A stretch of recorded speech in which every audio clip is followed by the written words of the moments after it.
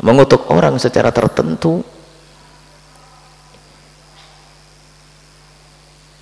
ini adalah tidak diperkenankan selagi dia masih hidup. Mengutuk orang dengan menentukan namanya selagi dia masih hidup dilarang.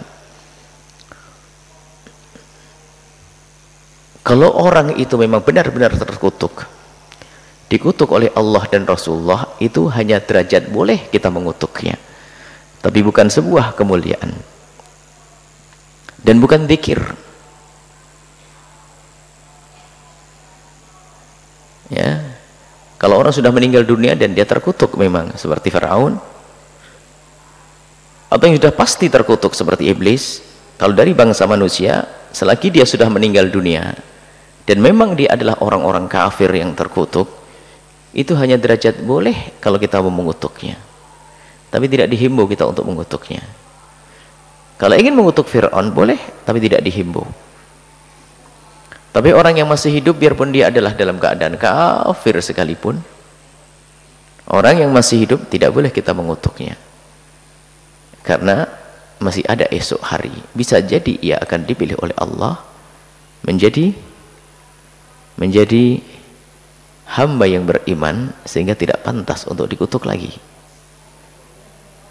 Binatang, sungguh binatang bagi para kekasih Allah dipandang sebagai makhluk yang lebih beruntung daripada manusia jika manusia itu tergelincir di Shiratal Mustaqim. Sayyiduna Abu Bakar As-Siddiq radhiyallahu ta'ala anhu, di saat melihat seekor kucing berkata, "Hai kucing, sungguh wa in minkum ila wariduha, semua manusia akan melewati Shiratal Mustaqim. Hai kucing, kalau aku selamat di Shiratal Mustaqim, sungguh aku lebih bagus darimu. Tapi jika aku tidak selamat di Shiratal Mustaqim, sungguh engkau lebih bagus daripada aku." Binatang pun tidak boleh kita kutuk. Wala taqta bi syahadatika ala ahadin min ahli al-qiblati bi syirkin. Jangan kau pastikan engkau dengan kesaksianmu menuduh satu orang yang dia adalah ahli kiblat. Ahli kiblat artinya solatnya menghadap ke Ka'bah, nabinya Nabi Muhammad, maksudnya ahli Islam. Jangan sekali-kali kau pastikan kesaksianmu kepada seseorang yang dia adalah seorang muslim, lalu kau katakan dia adalah orang musyrik. Jangan kau menuduh orang lain keluar dari iman, menuduh orang lain kafir, menuduh orang lain musyrik, sementara dia secara lahir adalah ahli iman.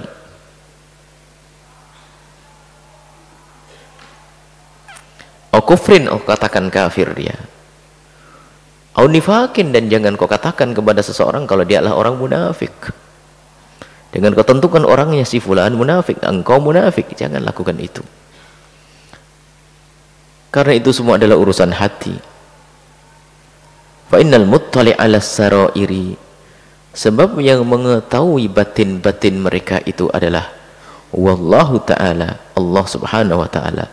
Fala tadkhul, maka kau jangan masuk ikut-ikutan bainal ibadi, antara urusan hamba-hamba, wa bainallahi, dan antara Allah. Iman urusan seorang hamba dengan Allah. Iman urusan hamba dengan Allah. Makanya adanya kemunafikan dan kekafiran itu kan adanya di dalam hati. Dan engkau tidak bisa melihat hati siapapun. Engkau tidak akan bisa melihat hati siapapun. Maka tidak diperkenankan kalau kita memastikan orang itu adalah kafir sementara secara lahir dia adalah ahli la ilaha illallah, kecuali dia telah mengungkapkan ungkapan dengan jelas yang menjadikan dia kafir baru. Selagi tidak terungkap, terbongkar, terbuka, tersingkap bahwasanya dia telah mengungkapkan kalimat-kalimat yang menjadikan dia kafir, maka kita tidak boleh mengkafirkannya, tidak boleh mengatakan mereka syirik. Adapun kemaksiatan yang dilakukan oleh seorang hamba, tidak serta-merta kita mengatakan kalau dia munafik. Sebab orang yang sangat jujur pun bisa bermaksiat. Jadi ahli maksiat tidak harus orang munafik. Maka jangan sekali-kali mengatakan orang itu munafik. Kau tunjuk si fulan munafik, tidak. Dia adalah ahli kiblat. Sebab munafik adalah kufur di dalam batinnya. Lahirnya seperti ahli iman. Kalau kita lihat dia sholat pergi ke masjid,